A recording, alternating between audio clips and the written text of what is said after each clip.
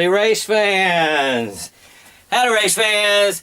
I am StockCar Scott and this is my little show about racing I like to call In the Pits. And In the Pits is brought to you each and every week thanks to a generous sponsorship from Monte Carlo Express Delivery. Monte Carlo Express Delivery has been serving the courier needs of the Seattle area for over a decade. Please like us on Facebook. Okay, not a whole lot to cover again this week. Just a couple of races. Started with Friday. I went ahead and took the day off because I love Talladega. I want to watch everything. Used the day to put my car in the shop. Put the Monte Carlo SS on into the shop there and had the brakes worked on. Oh, I tell you, boy, they like to get it out of you there. But anyway, gave me time to watch, like I said, my favorite track all day. But I began the day with that K&N race, West race from Roseville, California last week. And that was interesting to watch there on Fox Sports 1. It showed that a first-time winner, in fact, it was the first time he had ever raced the K&N Series. This fella in the number 99 Peak Antifreeze car, he was the winner of a Peak Antifreeze contest for up-and-coming drivers. And this fella, Christian Payud, won the race, like I said, on his first start ever with that series. So way to go. And Michael Waltrip, like I said before, was also in the race there. I do believe he got him a top 10. Taking a little time off from Dancing with Those Stars there. So next up came practice. All day long I got to watch the cars running and the trucks running on Talladega, which is, if y'all people haven't figured out yet, is my favorite track. It's in my home state of Alabama. I consider it my home track. It's the first big track I ever went to see a NASCAR, big-time NASCAR race at. It's an unending love affair that my wife understands. So she even put it on the agenda for the honeymoon. My wife and I went to Talladega and saw Junior win on the honeymoon there. So that was great. So anyway, so that's why I like Talladega. But Toad was fastest there. I do believe he was fastest in both the practices there for that day. Junior did okay. He was in the top 10 during both the practices. So that was nice to watch. Then the trucks qualified later in the day and qualified for their race there at Talladega. And it was the last thing to happen that day on the schedule, and everything seemed to go okay. No misunderstandings or anything. Everybody got out and qualified the first round, and Bubba didn't make it out of that round, unfortunately. Darrell Wallace Jr., my favorite driver there from Alabama, in the trucks, didn't get out of first round, but his teammate in the number 51 that Kyle Busch usually drives, his teammate Eric Jones, got through first, second rounds into the last round there for the trucks, and ended up qualifying right behind Bubba's BFF there, Ryan Blaney, who qualified 5th, so that make Eric Jones 6th. Other teammates there of Johnny Sauter and Matt Crafton qualified well in 4th and 3rd. Of course, Crafton's first in points. Sauter was second in points. But Blaney's teammate showed everybody up. He's a young kid by the name of Tyler Reddick, and he drove the other Brad Keselowski Ford truck and drove that to a pole there. And on the outside pole from Montlake Terrace, Washington, Taylor Mossam in a Chevrolet. Yep, first best qualifying for him ever. So qualified there on the front row next to Tyler Reddick for the next day's race. Next day couldn't come soon enough, I guess, for him. So when Saturday did come around, it was morning here, afternoon in Alabama. They had a 250-mile Camping World truck race there. 250 miles and 94 laps there. Tyler Reddick fell back rather quickly from his pole position, but was able throughout the race to work his way back up. But on the other hand, Taylor Mawson ran real well. He hung out there up at the front throughout most of the 94 laps that made up the race. Milka Duno was there. She ran on the lead lap, I think, all day, if not most all day, and she did not wreck. So good for her. Latter part of the race, points leader Matt Crafton and Joe Nemechek got a strangely administered penalty for pushing each other. Now in the truck series on the big restrictor plate tracks, they can give you a bump draft, bump you, but they can't lock up and push. And of course, Joe said, no, I didn't get that. I didn't mean to do it. If I did it, but and the way the cure that they have for that is that they both, Crafton and Nemechek, both got drive-through penalties. So that worried Crafton because he's in that points chase. And Nemechek, he returned the compliment to NASCAR, though, although he said he didn't mean to, when he wrecked the grandson of Bill France Jr. there on NASCAR's fastest track. Yeah, Ben Kennedy was in the race there, and he is Bill France Jr.'s grandson. And Joe didn't mean to, but he wrecked him bad. That was a nasty wreck. Oh, and Joe ended up finishing 10th in the race there. Just ahead of him for the finish was Bubba Wallace. He finished 9th. He had worked his way on up there, did pretty good for the day. Bubba's BFF and his teammate finished places where they started, 5th and 6th, same places they had started. Tyler Reddick was able to work his way back up for a 4th place finish there on the Talladega 250. And then in 3rd place was from a couple of weeks ago at Kansas, the ARCA winner, Spencer Gallagher. He came in 3rd. And hang on a second.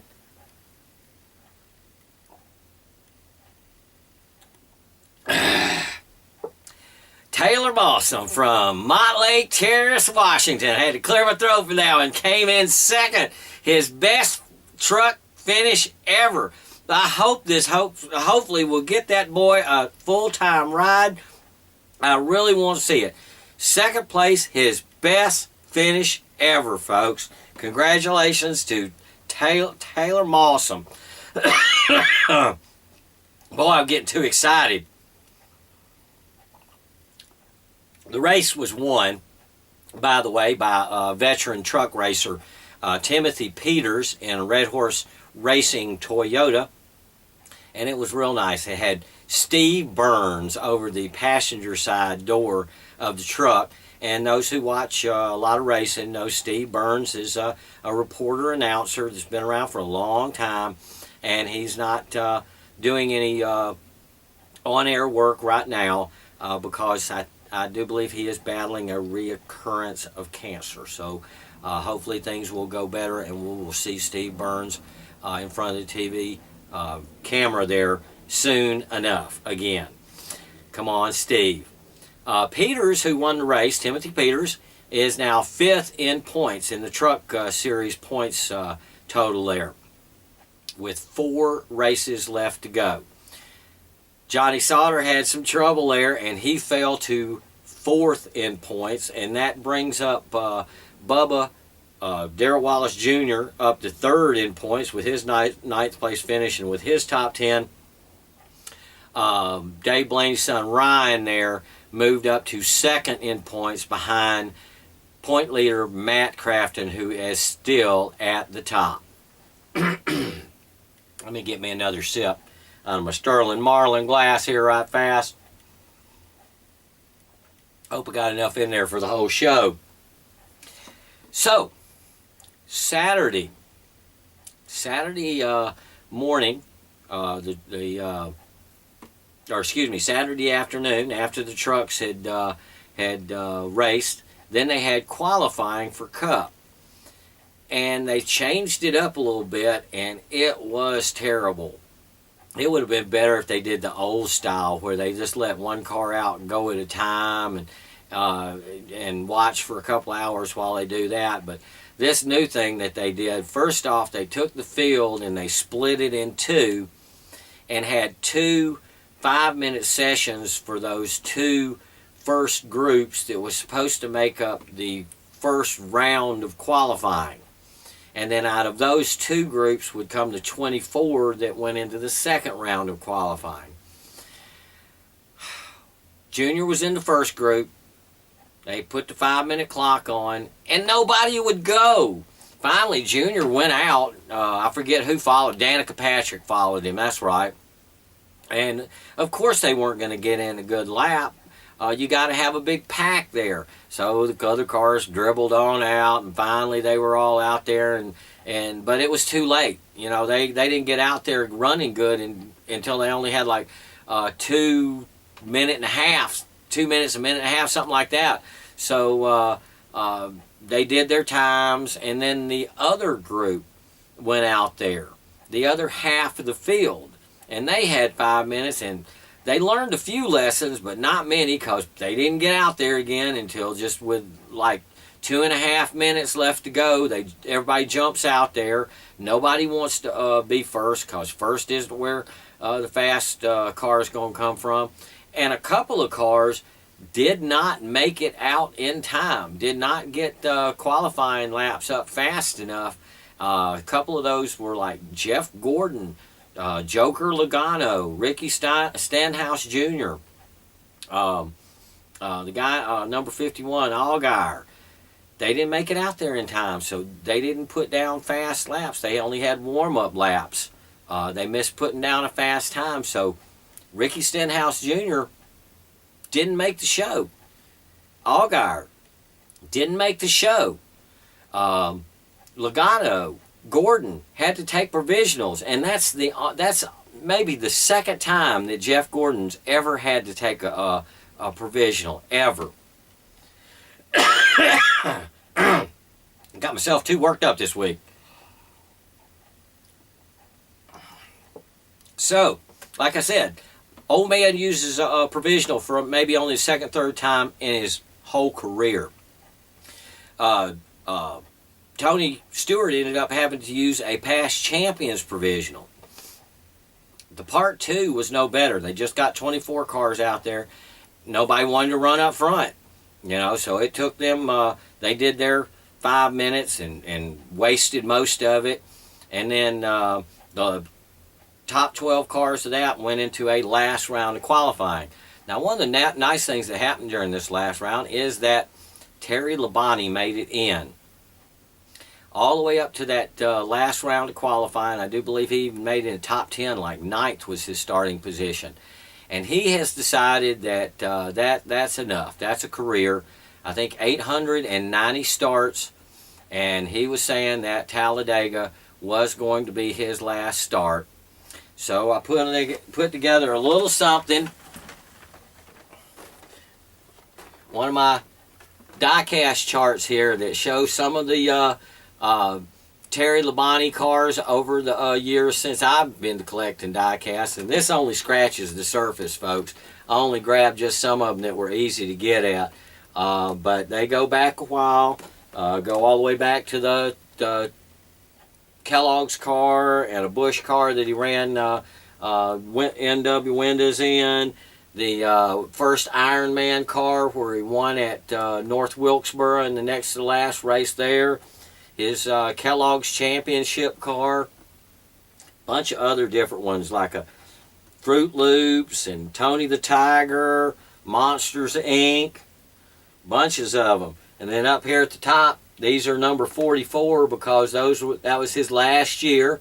He was 44 when he won his first championship. At least his number was 44 when he won his first championship. So they borrowed that number and made it his for that last year that he ran with Hendricks. And he's bummed around a little bit since then with a couple of rides here and there.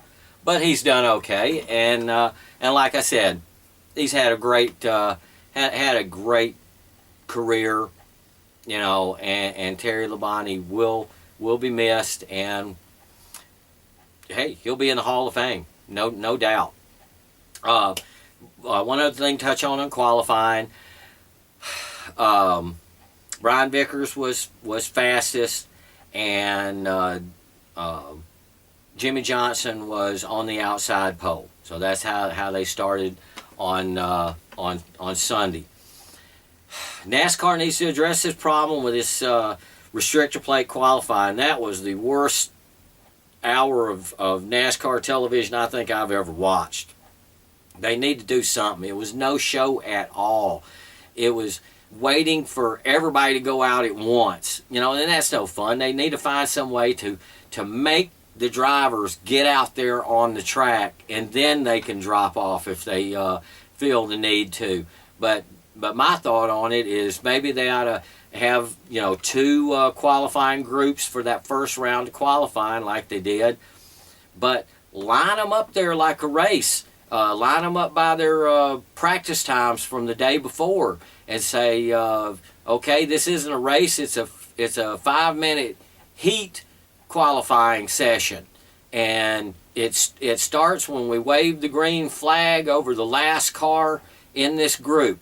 So you get them out there all together and make them all run, and then drop off as they feel that they've got a good time and everything. But what they were doing the other day just was not entertaining whatsoever. You know, once they did one group, then they could get the other group out there and do them the same way, make them all start out there on the track together, pull the top 24 out of those two groups, run them the same way, make them all get out there together and run at the same time, and then they can drop off if they like the speed that they've attained for qualifying. But this everybody waiting until the last to try to get in the back, that does not make for good television or interesting qualifying. So I don't know. Hopefully they will do away with that or fix it or something.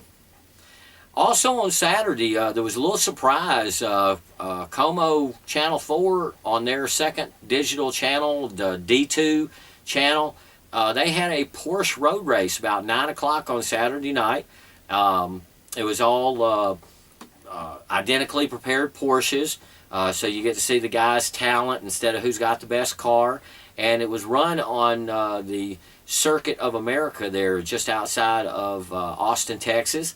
And it was some really good racing, folks. If you get a chance, hopefully they'll show it again. But if not, whatever racing they show at 9 o'clock on Saturday night, if there's not already something else good on, some other good racing, then flip over there and see what they've got. You know, show them that people here in the Northwest watch racing, love to watch racing. So anyway, these Porsches were real nice. They had a couple of divisions, I think, that were more based on talent and a little bit car level. But two of the cars out front raced real hard, and they raced from the afternoon into the evening in a timed race. So it made it very, very interesting to watch. And the other thing is, it was at Circuit of the Americas, so F1's going to be there, and it really gave a chance to see how other cars do on that circuit that we'll be watching F1 on in just a couple of weeks. Come to a regular break. Don't forget, Monte Carlo Express Delivery sponsors this grand experiment in video. So please like Monte Carlo Express Delivery on Facebook, because they have been doing deliveries for Seattle over a decade there. Sunday began with such promise. It looked like it was going to be a really good day, even though Junior started way back in the back there, 28th or something back there, I forget. He came up through the pack real fast. By, half a dozen laps or so, he was within the top 5. He hooked up with his teammate there, Jimmy Johnson, who was already up at the front, and they ran together very well for much of the first half of the race. Of course, Jimmy Johnson led most of the laps in the race. And of course he led a lot of that time that he and Junior were running up front. But still, Junior had a good car, fast car. He even led some laps. And the great thing was, when they led laps, my little brother sent me a picture, because if y'all remember Jamie from a couple of weeks ago, beginning of September, that did the show with me. Yes, he was my on-the-spot reporter there in Talladega, and he said all the fans cheered when Junior came around in the lead, which is how they always do anyway. But first half of the race was good. There was a wreck that Junior was not in. He was up because he was up front, and because Kyle Busch was running back in the back, trying to be all protective and careful and everything, and protecting his 26 point to the good, hopefully he wouldn't get eliminated point total. Because he was running around there in the mid-pack and in the back, he got caught up in a wreck. I do believe it was Austin Dillon that pounded him from the back there during the wreck, and sent him into the inside wall, and the Toad got squished, folks.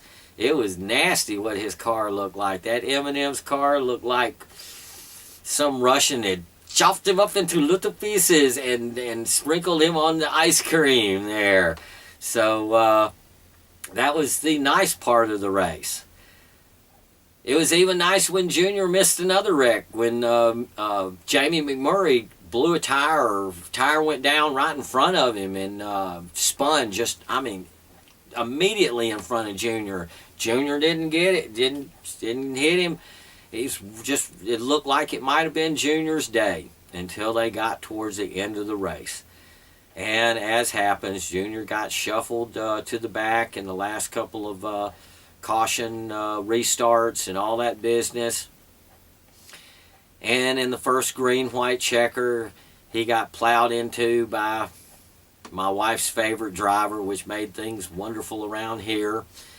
And Biffle got him and spun him around, and he wrecked his car enough to where he got out there during the second green-white checker, but he was just out there to finish 32nd, I think. Second green-white checker, Bad Brad makes all the right moves to win. And with that win, he transfers to the eliminator round for the next 3 races, along with his teammate, Joker Logano there. And my new favorite, Happy Harvick. They all have wins, so they automatically transfer. In fact, let's check out the other chart here.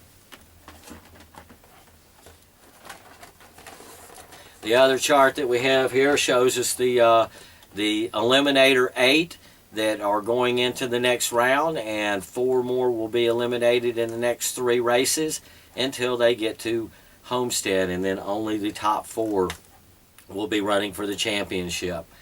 But left over after Talladega, Joker Logano, Happy Harvick, Ryan Newman. I've got to get a new Ryan Newman because he just keeps on hanging in there. Denny Hamlin, another guy that keeps on hanging in there. Matt Kenseth, wouldn't it be wild if he actually won the championship this year without getting a win? That would be almost embarrassing. Mr. Ed, the last of the Roush cars in the chase. The old man, Jeff Gordon, the last of the Hendricks cars left in the chase. And, of course, the winner of last weekend's race, Mr. Bad Brad Keselowski. So, that's how they line up for the next couple of races, folks. In this eliminator round, and eliminated this time around, of course, you didn't see Jimmy Johnson's car up there. You didn't see Casey Kane. And you didn't see another Hendricks car. Dale Earnhardt Jr. Yep. Only one Hendricks car left. 3 of them eliminated in this one race. Along with the Toad. Kyle Busch done been eliminated. So Don't have to worry about him getting a championship this year, but don't have to worry about Dale Earnhardt Jr. getting a championship this year. And the way things are going, may not have to worry about the Seahawks getting a championship this year. So, next weekend, all we got live on TV, 2 races. Both of them are from Martinsville. The truck's on Saturday and the Cup race on Sunday. Martinsville is a great track for the old man Jeff Gordon. He's already got like umpteen 7-something races there that he's won. So that's just what he needs to do is win there at Martinsville and punch his ticket into the last round. Also, the other 2 tracks in this eliminator round are Texas, which Jeff Gordon is okay at, and Arizona, which he's also pretty good at.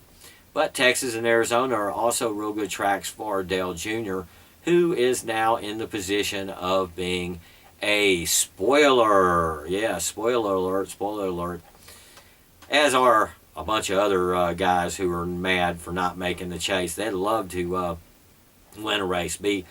Arizona would probably be a good race for old Kyle Larson to win in his rookie year. So just have to watch these last 4 races, see what happens here in the waning weeks of the NASCAR Cup season.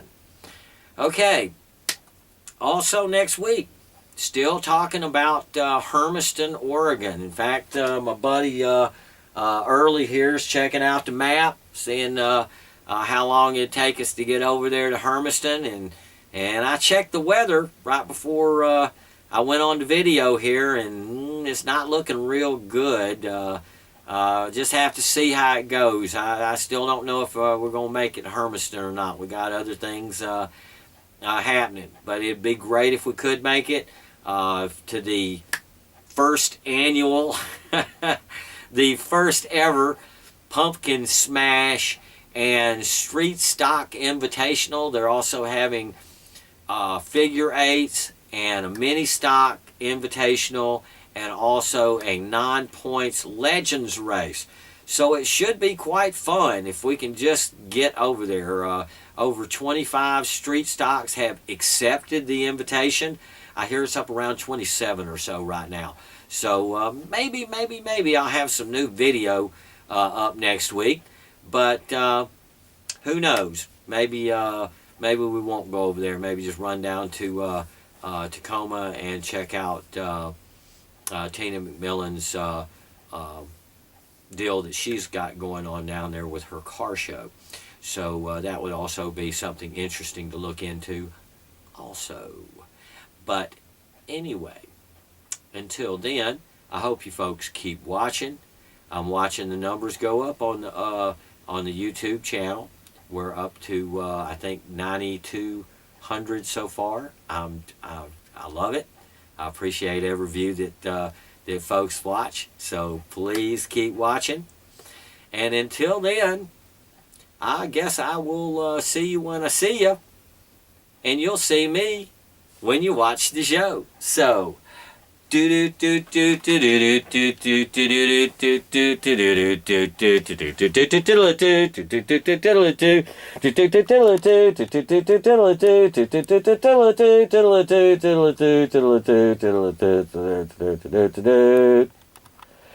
thanks for watching this week, folks.